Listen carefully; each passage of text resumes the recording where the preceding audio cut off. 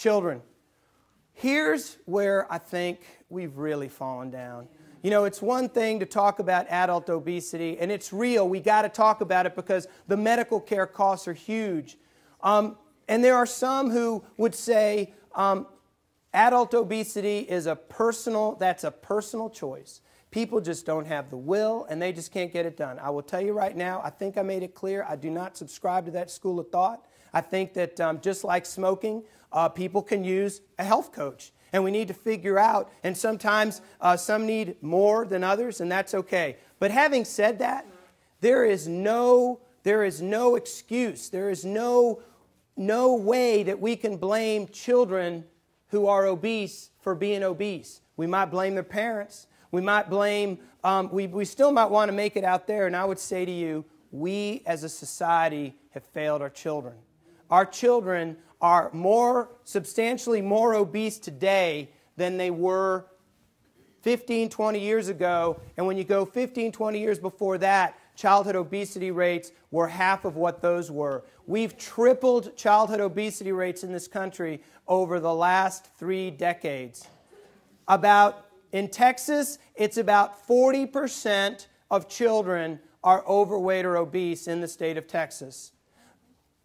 In addition, if you are a Latino child or an African American child, you're even more likely to be overweight or obese. Some of that may be because Latinos and African Americans are more likely to live in low-income households, and burgers are more affordable than healthy fruits and vegetables.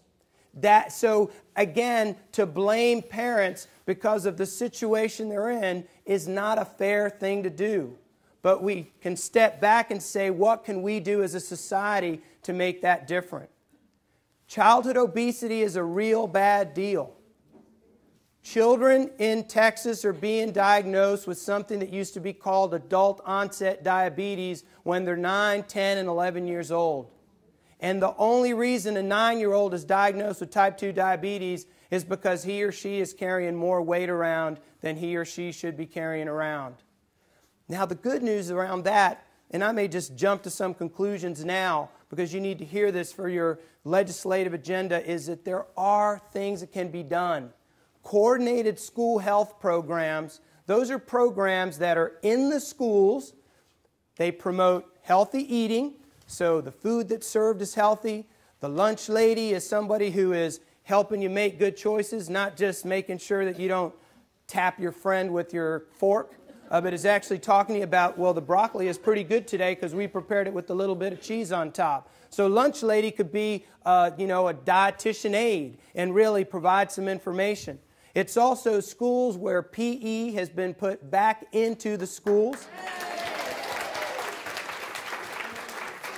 And on that note, here's something you need to know if you didn't know it already. The last legislative session, we decided as a state, at the legislative level, that we needed to take the little requirement that there was for PE or health education in high school out. And that is a big health mistake. In kindergarten, when they enter, in first grade and kindergarten, when they enter, even second and third grade, they're not as healthy as maybe we would like them to be. But it gets worse year after year after year after year. So by the time our young people are graduating from high school, they are not as fit as they were when they were in 4th grade. And that's a problem. Let me tell you why that's a problem. There's evidence out there that says fit kids perform better in schools. Yeah. Kids who have PE during the day, they pay attention better, they behave better, and they retain better. There's some teachers here. And so that is so important because we have taken physical activity out of schools, believing that if we devote more time to learning, we're going to have our young people passing exams. And the evidence suggests that if you put a little bit of PE back, you can actually teach more and better in less time.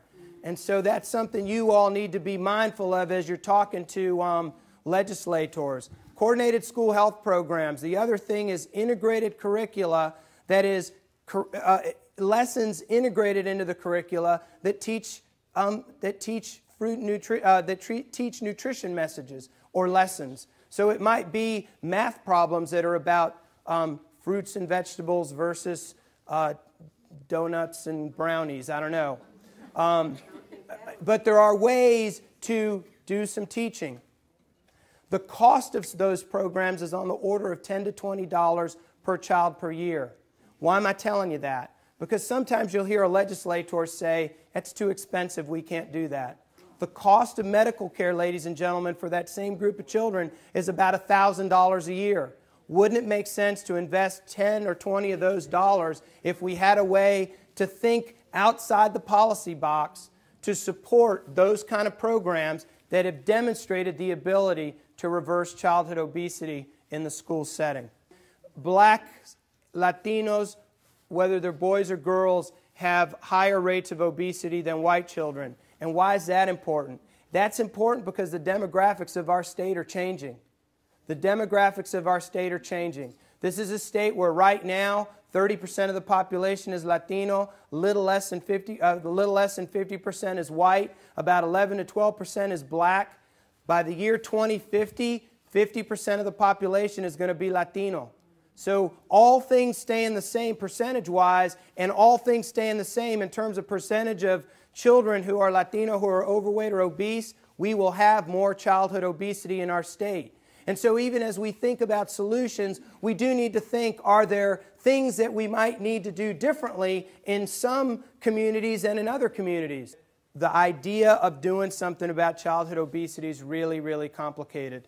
So whether we're talking about where we do it, communities, work sites, healthcare, whether we talk about what contributes to obesity, demographic factors, psychosocial factors, gene, environment interactions, or the sectors that can make a difference, it's extremely complicated. And there's good work going on in our country, but this is a slide I've put together that is meant to say, when we look in one community, it can appear that we've got things covered, and we're doing something about childhood obesity in our state and food policy in our state.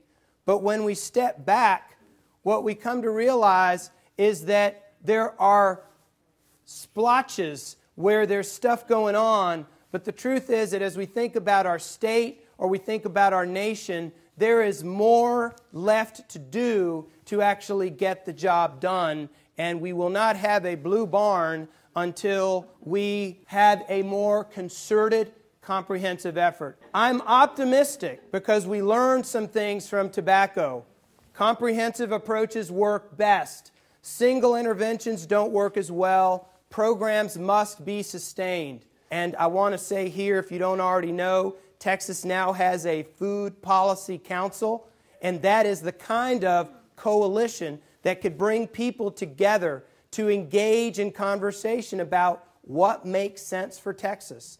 The answers for Texas may be very different than the ones from Minnesota or the ones for Pennsylvania, but the fact that there now is a Food Policy Council, I think, is a very good thing.